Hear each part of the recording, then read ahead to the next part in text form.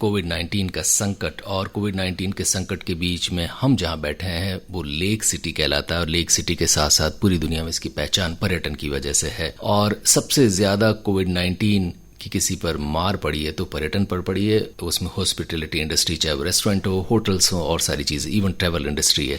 इस विषय पर बात करेंगे। भगवान जी, सबसे पहले मैं आपसे जानना चाहूँगा कि हालांकि कुछ लोग कहते हैं कि ये जब भी कोविड-19 की परेशानी शुरू हुई उसके बाद से हमारा थोड़ा सा ऑफ सीज़न आ जाता है, यानी गर्मियाँ शुरू हो गई थी, इसलिए बहुत ज़्यादा असर नहीं पड़ा, लेकिन फिर भी गर्मियों में भी बहुत सारे पर्यटक हमारे यहाँ आते हैं।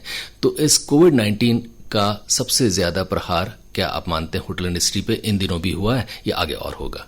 वैसे तो इसका असर पूरे हिंदुस्तान में हुआ है, परंतु उदयपुर में होटल इंडस्ट्रीज पे इसका बहुत बुरा असर हुआ है। होटल इंडस्ट्री पूरी तरह से ये कह सकते हैं आज इधर में समाप्त हो गई है।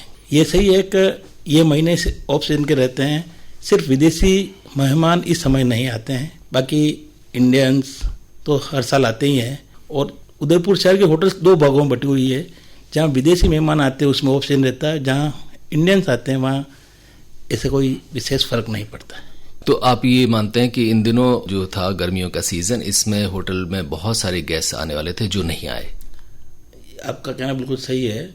इस समय में बहुत से यात्री आने वाले थे, मेहमान आने वाले थे, वह भी नहीं आए। और शादियों जो अच्छी शादियाँ, शाही शादियाँ जो उदयपुर में होती है, उसका बहुत बड़ा नुकसान उदयपुर होटल्स को हुआ है। राणा जी, आपसे पूछना चाहूंगा कि ये अभी संकट टला नहीं है, तो आने वाला समय, अब जो बरसात का समय आ गया, लेकिन धीरे धीरे एक तरह से टूरिस्ट सीजन कहते हैं वो शुरू होने वाला ही है, और बुकिंग्स तो आपके पास हो सकता है इस समय भी आनी शुरू हो जाती होंगी। अभी क्या स्थिति है?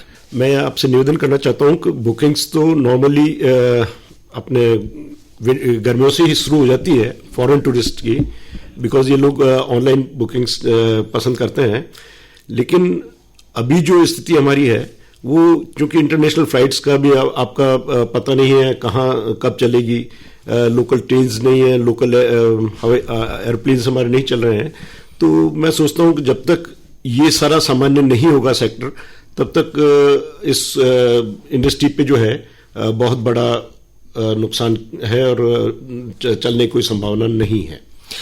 उदयपुर चूंकि पर्यटन की वजह से जाना जाता है और उदयपुर का अर्थशास्त्र पर्यटन पर निर्भर है, यानी बहुत बड़ा सेक्टर, बहुत सारे लोगों को परोक्ष अपरोक्ष रूप से पर्यटन से रोजगार मिलता है, होटलों से भी मिलता है।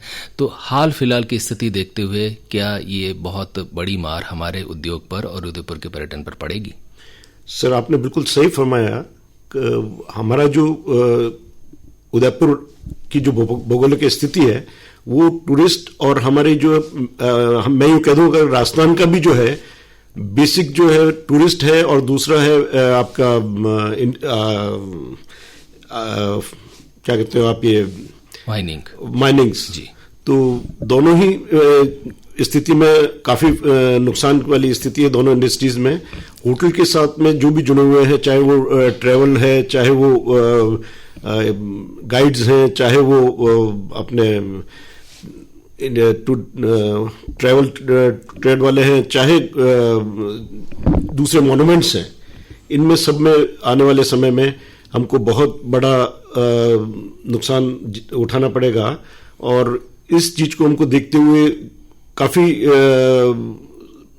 उससे हमें निकालना पड़ेगा कि जो इंडस्ट्रीज में जो लोग हैं, जिनके बैंक्स के EMI हैं, जो ठीक है, जिनके लोन्स नहीं है उनकी बात अलग है, लेकिन जिन्होंने लोन लेकर के स्पेशली इस इंडस्ट्री में आए हैं, उन लोगों की स्थिति थोड़ा गंभीर है। स्पेशली हमारे जो कर्मचारी हैं उनके ऊपर भी इसका बहुत बड़ा इफेक्ट है। भगवान जी, ये जानना चाहूंगा कि जो होटल है उसमें एक तो फैक्टर होता है, एक होता है कि इंफ्रास्ट्रक्चर, आपने होटल खड़ा किया है, उसका अपना खर्चा, ज़मीन का खर्चा और बहुत सारा खर्चा, उसके बाद उसकी मेंटेनेंस का, क्योंकि आपके पास गेस्ट आता है तो उसकी सफाई करनी, और मेंटेनेंस के साथ साथ दूसरे खर्चे स्टाफ के।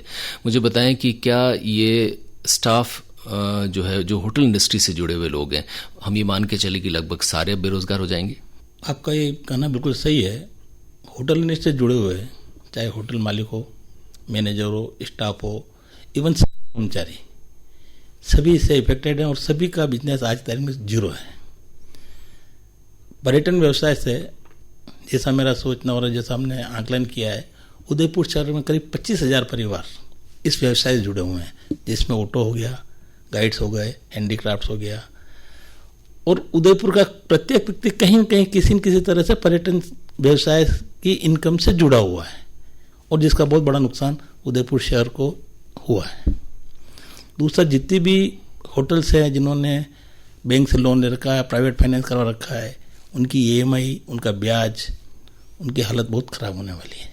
ये बताएं राणा जी कि अब स्थिति तो खराब है, लेकिन हम लोग भविष्य की बात करें, आपको क्या लगता है कि भविष्य में थोड़ी सी स्थिति सुधरेगी, होटल वापस चलने फिरने की स्थिति में आएंगे, थोड़ा बहुत अपना खर्च निकालने की स्थिति में आएंगे, या आपको लगता है कि ये स्थिति इस साल या आने वाले साल ऐसी ही रहेगी?